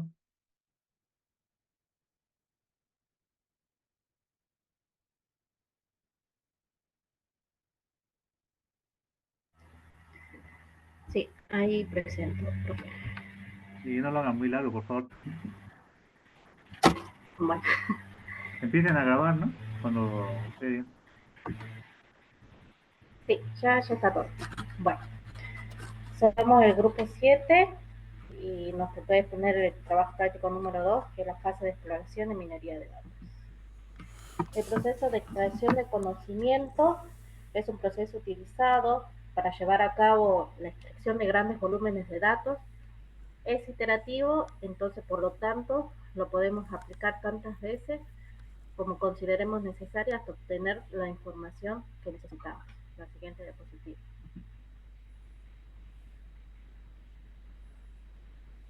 El análisis exploratorio de datos se utiliza para investigar y analizar conjunto de datos utilizando lo que serían métodos de visualización de datos y nos sirve para hallar valores anómalos, datos atípicos, detectar patrones, ver la relación que existen en las variables entre sí y realizar preguntas que se pueden responder más adelante con otros métodos. El análisis exploratorio de datos también nos permite garantizar que los resultados sean válidos y que se cumpla con el objetivo de negocio que se desea. El histograma de frecuencias es un gráfico que se utiliza para representar valores numéricos y que se distribuyen los valores en columnas verticales y la altura de esas columnas es proporcional al valor que tiene cada intervalo. El gráfico de barras se utiliza tanto para representar valores numéricos como valores categóricos y alguna de las características que tiene es que se utilizan dos ejes, un eje horizontal X, un eje vertical Y, que las barras representarían las categorías, la altura de las barras son proporcionales a la frecuencia que tienen y que se puede representar tantos gráficos de barras horizontales como verticales. Bien. El gráfico de Casi y Bigote básicamente es la distribución de los datos a través de los cuartiles. Tenemos una línea vertical que se extiende, que se llama bigote y que, bueno, que se usa para identificar la variabilidad fuera de los cuartiles y también podemos ver los valores atípicos que generalmente se presentan como un punto aislado. También tenemos el gráfico de burbujas, que que se representan los puntos a lo largo del eje XY y tiene la característica que cada punto también representa el área del círculo y también tienen colores que nos pueden ayudar para representar las diferentes variables. Una variable cualitativa es una variable estadística que se usa para representar la cualidad o la característica de un objeto o un individuo. Se utiliza para representar variables que no se pueden medir con números y se pueden clasificar en dos: las nominales, que no tienen un orden ni una jerarquía específica, por ejemplo el estado civil, y las ordinales, que sí siguen un orden y puede ser, por ejemplo, los años de una carrera. Los gráficos que se utilizan para representar estas variables son el gráfico de barras y el gráfico de torre. Bueno, las variables cuantitativas son las variables numéricas que representan una cantidad o una medida. Pueden ser discretas, como valores contables como el número de ventas, o continuas como valores dentro de un rango, como la altura o el peso. Tenemos algunos ejemplos como ser los ingresos anuales, la temperatura y la edad. La siguiente, por favor. La variable label o target es una variable que queremos predecir o clasificar en un modelo de Machine Learning. También se conoce como variable dependiente. Ejemplos, tenemos un modelo de predicción de ventas, la cantidad de ventas, en un modelo de predicción de ventas, la cantidad de ventas vendría a ser la variable target. Siguiente, por favor. Tenemos también la definición de lo que es valores anómalos, atípicos o outlier. Estos valores son datos que se desvían significativamente del resto de las observaciones. Pueden indicar errores de medición, variabilidades inusuales o casos excepcionales. Es importante detectarlo porque pueden influir negativamente en los resultados del análisis o modelos predictivos que estemos usando. Siguiente.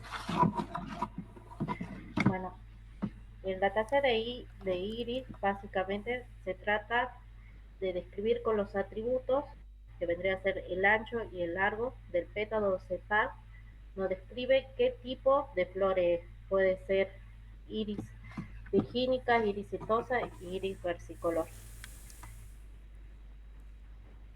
El ave que elegimos es el tipo de flor que vendría a ser la clase. Bien, a partir de los siguientes gráficos vamos a obtener las siguientes conclusiones. En el gráfico de burbuja podemos decir que con respecto a los pétalos, la setosa tiene los pétalos tiene los anchos más cortos y la longitud corta. La versicolor tiene los pétalos largos y el ancho más largo que la setosa, y la virgínica tiene los pétalos largos y anchos que las otras dos. Y por el gráfico Box-Plot podemos decir que con respecto al ancho del sepal se puede concluir que las tres flores tienen los valores balanceados. El punto 2.2 nos dice, se cuenta con mediciones históricas anuales entre 2017 a 2019, de las cuales se solicita saber cuáles datos fueron extremos. Primero nos pide encontrar los valores máximos, mínimos y medianas de cada año. Para eso utilizamos el operador de importar archivos Excel, ejecutamos y en la parte de resultados visualizaciones seleccionamos el tipo de gráfico, boxplot, y en valor de la columna los años. El gráfico que obtenemos es el siguiente y vemos que, por ejemplo, para el año 2018 tenemos un máximo de 199, una mediana de 177 y un mínimo de 120. Después nos pide encontrar el valor máximo, mínimo y mediana de los 3 años. Para eso creamos un nuevo archivo Excel en el que colocamos por un lado el valor y por el otro el año al que corresponde ese valor. Seleccionamos nuevamente el tipo de gráfico boxplot y en valor de columnas colocamos el valor. El gráfico en este caso nos da un máximo de 199, una mediana de 135 y un mínimo de 100. Y por último nos pide excluir los valores extremos. Para eso utilizamos el operador de TextOutlier y vemos que en la fila 3 el outlier nos da verdadero, y eso es porque en el año 2017 hay un valor que está más alejado de los demás, que es el del 189. Para eliminarlo utilizamos el operador filterExample y seleccionamos en la columna 2017 cuando sea distinto a 189. Y vemos debajo que se eliminó correctamente. Bien, en el dataset de web contamos con 61 registros que van desde el 30 de septiembre del 2002 hasta el 30 de noviembre del mismo año, y vemos que contiene fecha, día de la semana y visitas. Acá también podemos observar que tenemos datos atípicos que nos dan valores de mayores de 100, de más de 100 visitas en la página web. Bien, nos pidieron justamente eliminar los días que daban mayores visitas de 100. Entonces también con el operador de filtro pudimos eliminar que solamente agarre las visitas que son menores a 100, y entonces así eliminamos estos valores atípicos, que en este caso era un jueves y el viernes, que dieron 146 y 117 respectivamente. Y bueno, por último, se puede concluir de que los días sábados y domingos fueron los días en que dicha página tuvo menos visitas y que de lunes a viernes fueron los días donde tenía más visitas esta página web. Bueno, a continuación se presentan las conclusiones a partir del análisis de los datos obtenidos sobre el peso promedio de las piezas. Y vamos a hacer una conclusión también considerando todos los datos que tenemos. Bueno, como podemos ver en la diapositiva tenemos el histograma con la columna total. También podemos observar, digamos, en la parte inferior algunos datos, ¿sí? El promedio, ¿podemos pasar a la siguiente? Bueno, acá tenemos el histograma del peso del promedio total. El promedio total del peso de las piezas de pan es de 207.691 gramos, lo cual se encuentra dentro del rango aceptable. El rango que nos dieron en el enunciado era 210 más o menos 10 gramos, o sea, de 200 a 220. Y la desviación estándar es de 2.411 gramos. Esto nos indica que tiene una variabilidad relativamente baja en el peso de las piezas cuando se consideran ambas máquinas en conjunto. Bueno, acá podemos decir que en general, digamos, la producción es consistente y los pesos están dentro de los límites normales. Vamos a la siguiente, por favor. Bueno, acá podemos ver las operaciones que hicimos para trabajar con el promedio de la máquina 1 y máquina 2. Pasemos a la siguiente, por favor. Bueno, acá vamos a hacer el análisis de las dos máquinas. Como podemos ver, la máquina 1 tiene un promedio de peso de 204,882 gramos, que es ligeramente inferior, digamos, al promedio general, y también está dentro del rango de tolerancia de 200 a 220. Sin embargo, el valor mínimo es de 201.175 gramos, y esto está muy cerca, digamos, del límite inferior de la tolerancia, que son 200 gramos. Lo que sugiere que algunas piezas pueden estar más cerca del límite aceptable inferior. La desviación estándar es de 2.762 gramos, es un poco mayor que la desviación estándar total, lo que nos indica que una variabilidad ligeramente mayor en los pesos producidos por la máquina 1. Bueno, a la derecha ya tenemos el análisis del promedio del peso de las piezas de pan producidas por la máquina 2.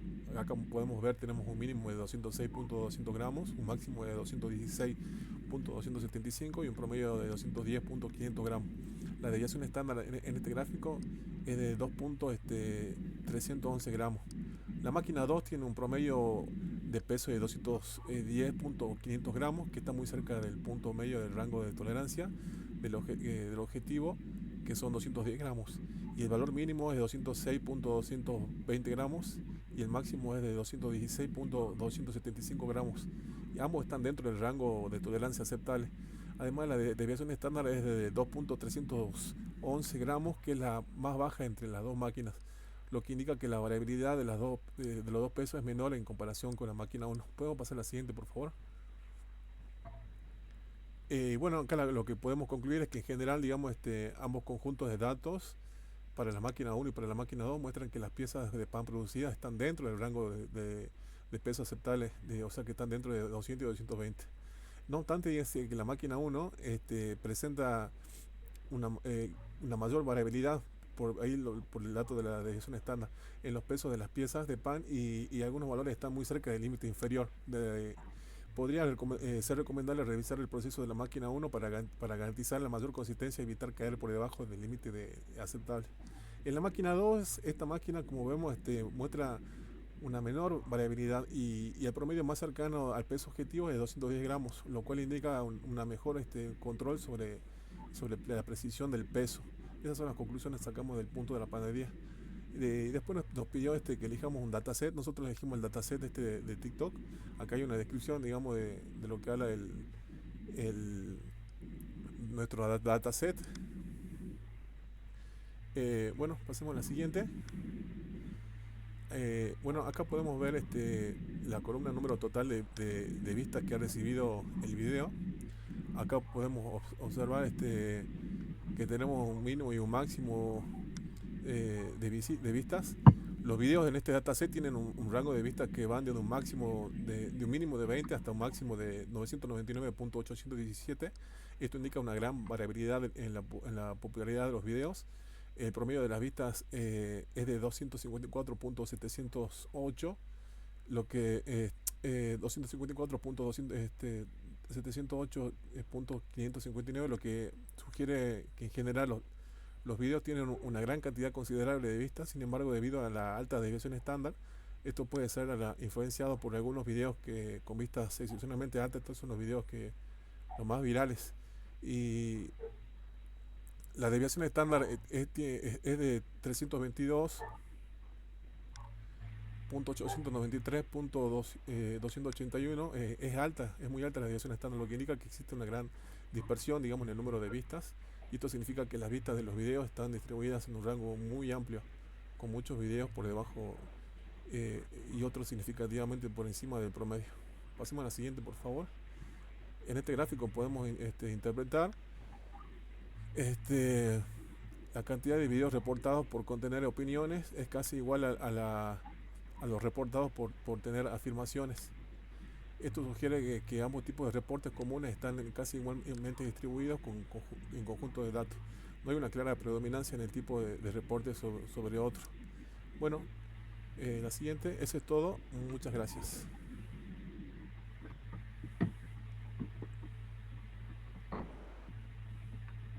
Estuvo bien, chicos. Lo que es interesante es que ustedes vean que con el tema de la visualización de texto, digamos, muchos trabajos solamente lo único que hacen es visualizar texto, digamos, y explican sobre eso, y desarrollan sobre eso, lo cual le demuestra que es muy interesante, digamos, las cosas que se pueden llegar a hacer, digamos.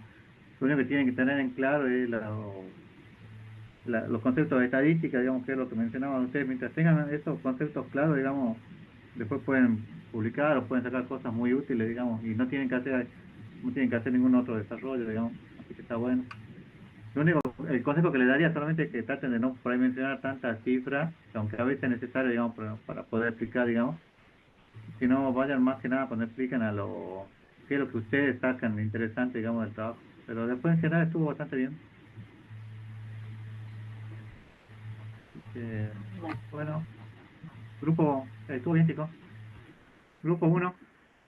Bien, profe. Sí, profe, ahí presentamos.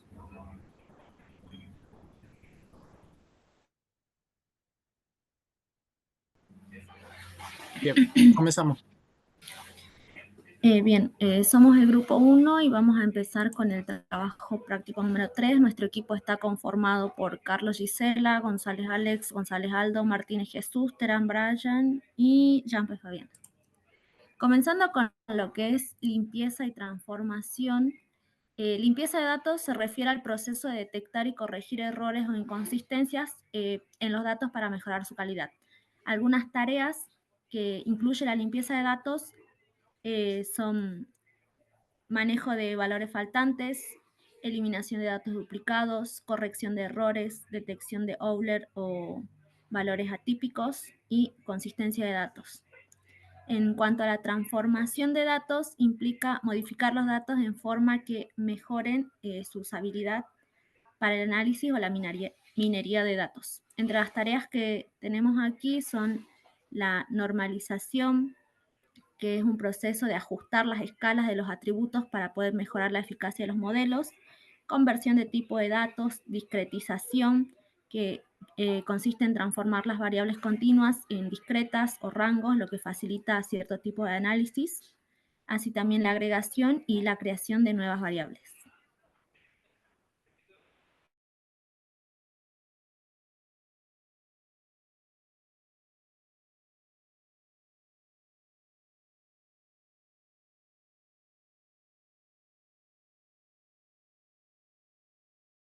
Tenés el micrófono apagado, Alex. Bien, perdón. Continuamos con missing value o valores faltantes, que es la ausencia de valores de la observación del conjunto de datos. Imaginemos el conjunto de datos como rompecabezas, donde cada dato es una pieza de este rompecabezas. Si Alex, acuérdate de faltan encender la datos, cámara, ¿no? sí, disculpe, profe. Bien, si observamos que faltan datos, no podemos ver la imagen completa de este rompecabezas.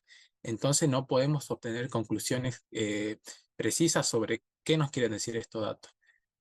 ¿Por qué es un problema la falta de datos? Porque reduce lo que es el poder estadístico, o sea, no podemos saber exactamente qué podemos obtener con este conjunto de datos. Puede introducir sesgos, ya que esto representa valor atípico, lo que puede afectar nuestro análisis. Puede implicar la dificultad de interpretación, ya que resulta difícil interpretar datos faltantes y puede tener resultados imprecisos. Y también la alta variabilidad. Al no tener algunos datos, puede ser que caigamos en una distribución uniforme que realmente no es cierta, y esto altera la variabilidad de los datos. ¿Y cómo lidiamos con los datos faltantes? Podemos optar por la imputación de datos, que sería asignar valores, ya sea la media, moda o mediana, a los datos faltantes.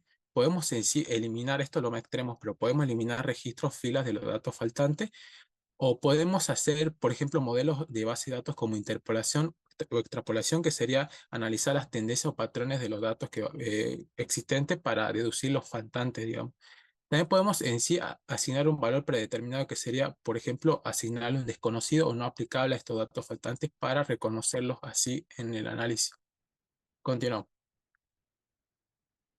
Bien, con los datasets que vamos a trabajar en este TP son los hechos delictuales, que son los datos que corresponden a hechos delictuales ocurridos en la provincia, y estos datos son importantes para poder hacer un estudio de seguridad. Entonces necesitamos limpiar y dejarlos listos para hacer el análisis. Pasando a la siguiente diapositiva, vemos que el atributo modus operandi tiene categorías que están duplicadas. Entonces, para un mejor análisis vamos a homogeneizar con el operador map. ¿Cómo se utiliza este operador? El primer paso es buscar el operador en la parte inferior izquierda, seleccionarlo, en el paso 2 llevarlo al trabajo y aplicar el atributo con el cual vamos a trabajar, que este es modus operandi, y ver las categorías que ya vimos anteriormente y limpiarlas. Entonces, una vez aplicado todo este operador, se muestra en la tabla el modus operandi ya totalmente limpio. Y otros datos que vamos a homogeneizar son delito y localidad. Y en cuanto a aplicar el operador Replace Missing Values, comenzamos primero visualizando todos los atributos, los valores faltantes que poseen. En el caso de que localidad tenemos 15 valores faltantes, lo cual es candidato a poder aplicar este operador, ya que no son muchos. Eh, por ejemplo, sexo de víctima solamente tenemos un valor faltante, y por ejemplo también sexo de edad de víctimas tenemos 5. En el caso de, por ejemplo, sexo del inculpado, tenemos 175 ejemplares de datos faltantes, lo cual es demasiado, recordando que nuestro dataset tiene aproximadamente 226 datos. Entonces, para aplicar este operador, primero, bueno, comenzamos buscando el operador en sí, en Operator, buscamos Replace Missing Values, llevamos este operador al entorno de trabajo y seleccionamos lo que es el filtro como single, ya que vamos a trabajar solamente con el atributo de edad víctima. Y bueno, en este caso utilizo el reemplazo por el promedio, ya que observé que la distribución de datos se concentra en la media. Entonces es conveniente realizar un reemplazo por el promedio. Aplicando este operador, pasamos de tener 5 valores faltantes a 0 valores faltantes. Otros casos en donde podemos aplicar este valor faltante podría ser el sexo de la víctima, ya que solamente contamos con un valor faltante. Entonces, en este caso, analicé lo que es cuál categoría presenta más datos. Por ejemplo, en este caso, hombres presentaba más datos, entonces elegí este valor como hombre para realizar el reemplazo. Bueno, en este caso es el criterio que tomé. En el caso de localidad también me fijé el valor más repetido, que sería San Salvador de Jujuy, y opté por utilizar este para realizar el reemplazo.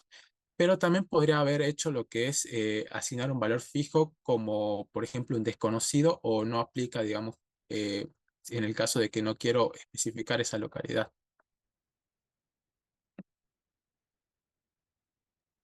Bien, continuamos.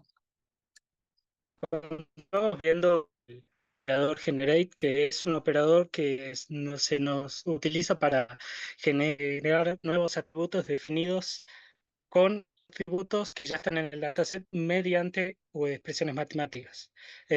Para eso tenemos que editar la lista, aplicarle un nombre al atributo y definir una función de todas las funciones que tenemos, por ejemplo, lógicas, matemáticas, trigonométricas, y con los atributos que ya tenemos, como podemos ver en la parte de inputs. Pasa a la diapositiva. Ahora vamos a aplicar lo que es un ejemplo el TP, en donde se nos pedía ver si un hecho delictivo está realizado en lo que es la capital de la provincia o en el interior. Y para eso utilizamos la sentencia if, hacemos un comparador de texto con el atributo localidad con San Salvador de Jujuy, la cadena de texto San Salvador de Jujuy, y si es verdadero devolverá capital, y si no si es falso devolverá el interior, como vemos ahí en la imagen. Y también tenemos el gráfico de estadísticas, donde vemos que el interior tiene más hechos delictivos. Ahora se nos pregunta en la siguiente diapositiva si en qué casos es conveniente generar atributos de un mismo dataset, y es digamos, conveniente hacerlo cuando necesitamos crear con una combinación de expresiones de dos atributos para darnos el tiempo de ir agregando cada atributo en cada fila, o cuando necesitamos clasificar un montón, cuando tenemos un montón de atributos y necesitamos clasificarlo, como en el caso que acabamos de ver. Acá tenemos también otro ejemplo en donde tenemos para clasificar las agresiones que se realizaron en San Salvador de Jujuy. Ya como en el siguiente operador tenemos a discretize, que se utiliza para discretizar atributos numéricos en atributos nominales, con umbrales definidos por el usuario. En este caso vamos a utilizar el atributo de edad víctima y lo vamos a discretizar en 6 clases diferentes, como vemos en la siguiente imagen, en donde lo vamos a discretizar por las edades, en este caso las distintas etapas de crecimiento, como pueden ser el niño, el adolescente, joven, adulto mayor o el anciano. Y haciendo esta función vamos a ver las distintas clases reemplazando a las edades ya, esos umbrales de edades ya definidos. Esto lo hace el propio Meter automáticamente. Y ya pasando a la última pregunta, si consideramos que se necesita otro atributo que necesita discretización y lo único que nos queda para discretizar es la edad del inculpado, en donde se cambia el atributo, el filtro del atributo a subset para tener a la edad del inculpado y a la edad de la víctima discretizados de la misma forma.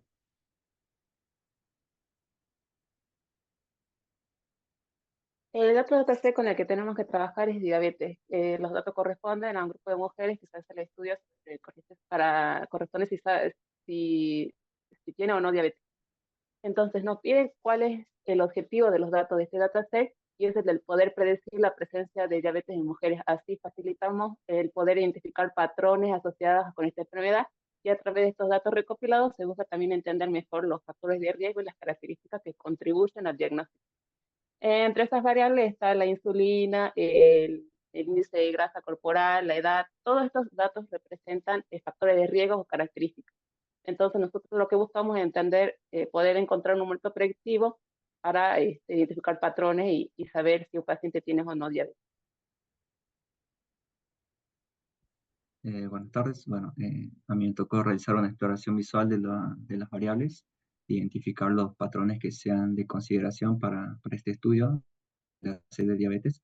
Uno de los patrones identificados son los niveles de glucosa común, que al analizar el histograma de cada una de las variables, acá analizamos el histograma que es correspondiente a los niveles de glucosa que son comunes en las mujeres. Este histograma nos permite identificar cuáles son los niveles de glucosa más comunes en las mujeres, así para tener un indicativo de ciertos rasgos también de glucosa en la población que hemos estudiado. También podemos analizar los distintos histogramas, ya sea del índice de masa corporal o también de la presión arterial para identificar distintos patrones. Otro gráfico es el porcentaje de mujeres con diabetes, otro patrón identificado, la cual nos revela que entre un 30 y 40% de las mujeres del estudio padecen de diabetes. Esto nos permite tener una visión rápida y clara de la proporción de las mujeres con esta condición. Siguiente. Otro patrón identificado es la mediana edad de las mujeres a través de un gráfico de Cox-Plotts, donde nos muestra la mediana de la edad de las mujeres que se estudiaron. Y esta edad es de 29 años, la mediana, y también podemos ver valores atípicos, que es desde los 21 hasta los 81 años. Y bueno, vemos las distintas dispersiones de las edades. En el siguiente patrón, vemos la relación entre la edad, la presión arterial y la diabetes a través de un gráfico de dispersión que nos permite ver la relación entre la edad y la presión arterial entre las mujeres. Y estas variables también se asocian con la presencia o la ausencia de diabetes. Este tipo de gráfico también es útil para identificar posibles correlaciones entre las distintas variables también que tenemos. Y también nos podemos extender a analizar la relación entre la diabetes y otras variables de interés, ¿no? Como el índice de masa corporal o los niveles de insulina. Bien, buenas tardes. Continuando ahora con lo que son los operadores, el operador de matriz de correlación lo que hace es relacionar dos atributos y bueno, de esta forma podemos darnos cuenta qué tan fuerte es esa relación y así también saber si esos atributos son útiles para identificar el label. En la imagen podemos observar la correspondiente matriz de correlación, donde aquellas variables que están más fuertes relacionadas van a tener un color más oscuro, como es el caso de la relación entre la variable embarazo y edad, con un valor de 0,54, que sería el 54%. La variable embarazo lo que mide es la cantidad de embarazos que tuvo la mujer. Y esta relación está indicando que a mayor edad de la mujer, mayor cantidad de embarazos tuvo. Y si hay una relación entre el 50% más, quiere decir que puedo encontrar un patrón entre las variables, en este caso, bueno, embarazo y edad. En la siguiente diapositiva, lo que sería el operador de pesos por correlación. Bueno, es otro operador que nos permite hacer la correlación, pero ya no estamos trabajando con una matriz, sino más bien con una tabla. Para usar este operador, importante que tengamos asignado el label. Los pesos de la tabla son similares a los que nos da la matriz. Tenemos la relación positiva y la relación negativa, valores que van desde -1 hasta 1. Ahora, en lo que es la matriz de correlación, algo que no apareciera el label. En cambio, aquí en el peso por correlación, las variables solamente se relacionan con el label. Y esto lo podemos ver en la imagen de la derecha. La variable, no, la anterior diapositiva, sí. La variable que más se relaciona con el label es la glucosa. La podemos observar ahí, que tiene un valor de 0,467, o sea, un 47%. O sea que si la persona tiene la glucosa alta, existe un 47% de probabilidades de que tenga diabetes o, si no dicho de otra manera, un 47% de personas que tienen la glucosa alta también tiene diabetes, ya que además de la diabetes está conformada por una serie de variables y no solamente por una. En la siguiente diapositiva, bueno, vemos otro operador, discretize, bueno, en este caso usando el operador de discretización por especificación de usuario. Lo que queremos es discretizar la variabilidad, ya que es ideal hacer esto para poder categorizar y bueno, así también poder encontrar patrones. En este caso lo que se hizo es discretizar, pero manteniendo los valores numéricos y no, bueno, no convertirlos a nominales. Por lo que se estableció reemplazar los valores por el rango máximo. Entonces, para todas aquellas personas menores a 12 años, lo vamos a indicar con el número 12, con número 12, y bueno, eso estaría representando a los niños. Después de 12 a 18 lo vamos a indicar con el número 18, que representa a los adolescentes. Y bueno, así de esta manera, a los que son mayores de 65 años, lo indicaban con el número 100. Y bueno, en esta imagen bueno, podemos observar cómo quedaron esos valores ya discretizados. Eso es toda mi parte, continúa mi compañera. En lo que es la normalización, esta gráfica nos muestra cómo queda antes de normalizar. Vemos que en la salida hay valores muy dispersos, por ejemplo en la glucosa, que va de 0 a 199, o la insulina de 0 a 846. Cuando tenemos valores muy dispersos, si aplicamos un algoritmo, puede que no se aplique bien, ya que los rangos son muy diferentes. Entonces, por eso normalizamos los datos. Normalizar es llevar todos los datos a un mismo rango, a un rango único.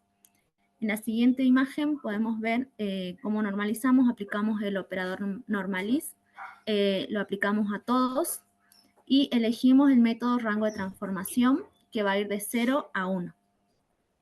En la siguiente imagen vemos cómo queda una vez que está normalizado. Los rangos quedaron entre 0 y 1. Y esto, ¿para qué nos sirve? Bueno, el proceso de normalización nos ayuda a mejorar la precisión de los modelos, evita los sesgos en las distancias y facilita la comparación de los atributos. Eso sería todo. Gracias.